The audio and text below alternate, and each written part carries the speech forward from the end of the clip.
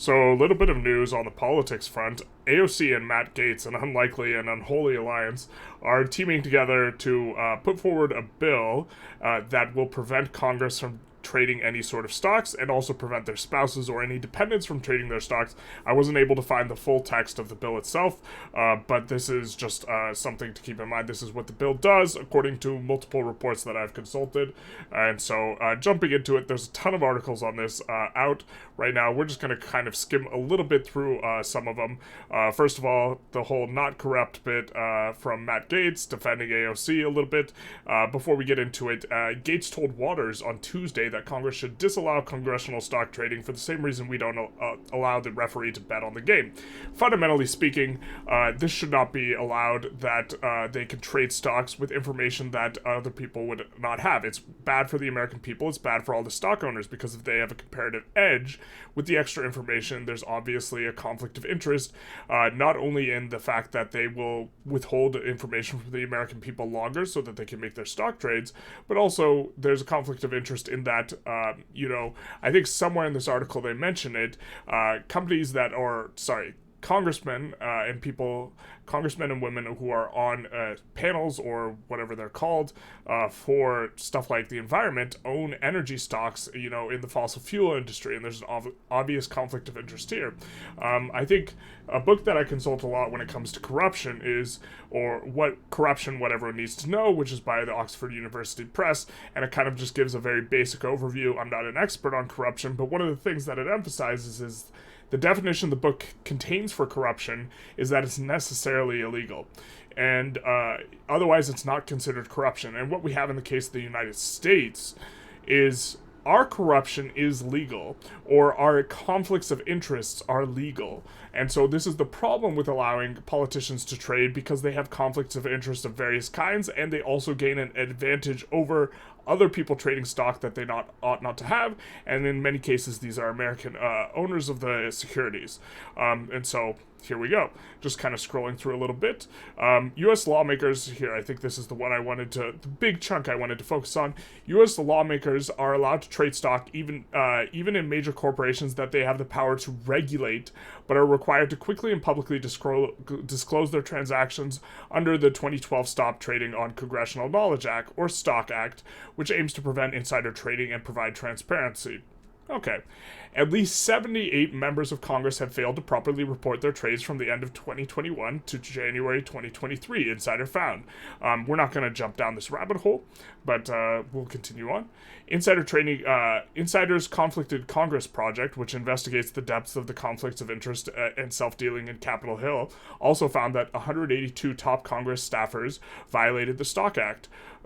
So the staffers can also not trade without disclosing information. The reporting identified numerous conflict of interest issues. Dozens of lawmakers' personal stock trades are discordant with their public responsibilities, such as members who craft anti-tobacco policy but invest in tobacco giants. So they're regulating the people who they're profiting off of them doing well. And others who receive plaudits from environmental groups for crafting policy aimed at combating climate crisis, yet invest in fossil fuel companies. There's one case that's particularly notable currently, and that is this woman here. We're going to talk about this IG thing in a second, but this woman here is congressman, and she invested in a bank just before it collapsed, she sold all of her stocks in a bank just before it collapsed, and then bought a bunch in the bank that would eventually acquire it after it was turned over to the Fed. I would play this little short, but I don't think YouTube will like the copyright strike. I believe this is detailed somewhere in here. Let's take a pause and I'll bring it up. So here we have the text from the article that details this woman. And so this is Gaetz on Waters.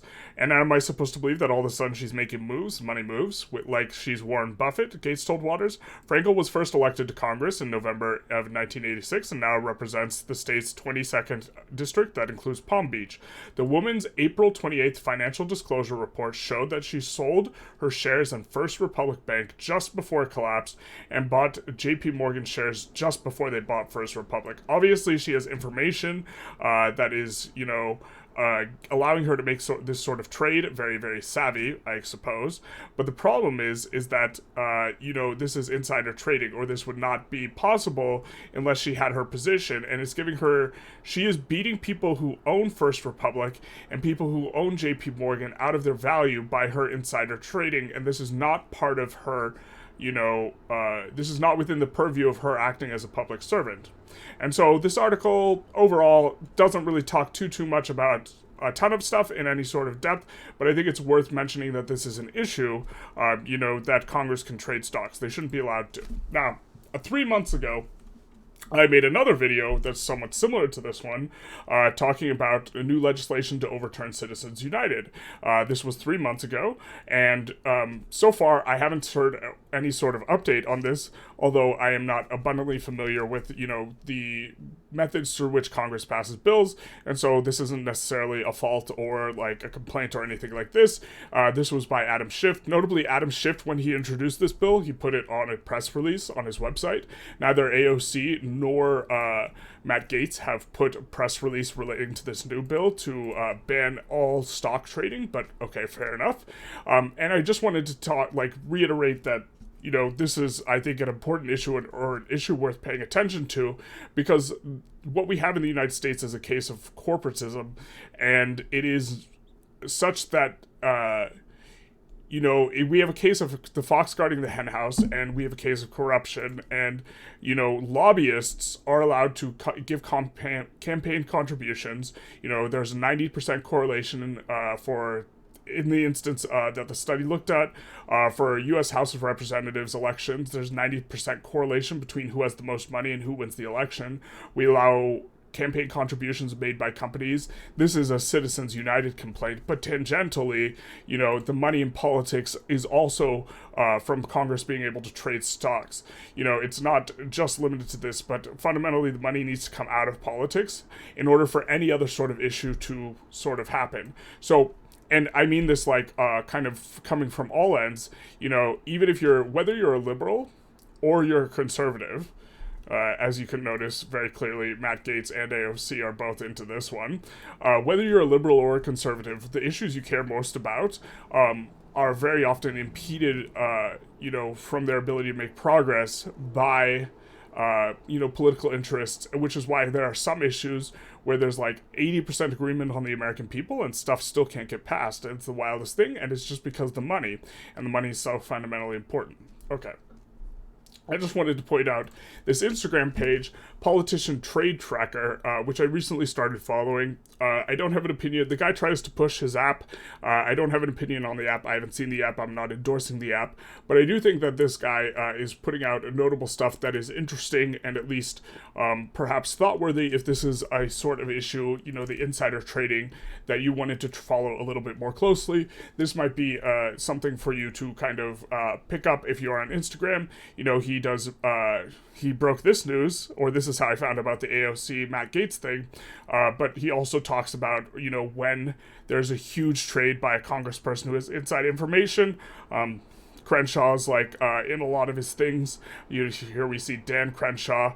Pelosi is also quite high on that list. Notably, I do not have the receipts kind of already prepared in terms of this window, but Pelosi's net worth is over 100 million, and Mitch McConnell's net worth is over 50 million, and getting the salary of a public servant, such this sort of thing should not really be possible, and yet here we go. Not to mention, there are numerous others, but I don't want to drag one side or the other. You see that this guy will be going after, Democrats and Republicans alike, pretty indiscriminately, and I think that this sort of bipartisan, drive to get the money out of politics is really important or critical, for getting the money out of politics.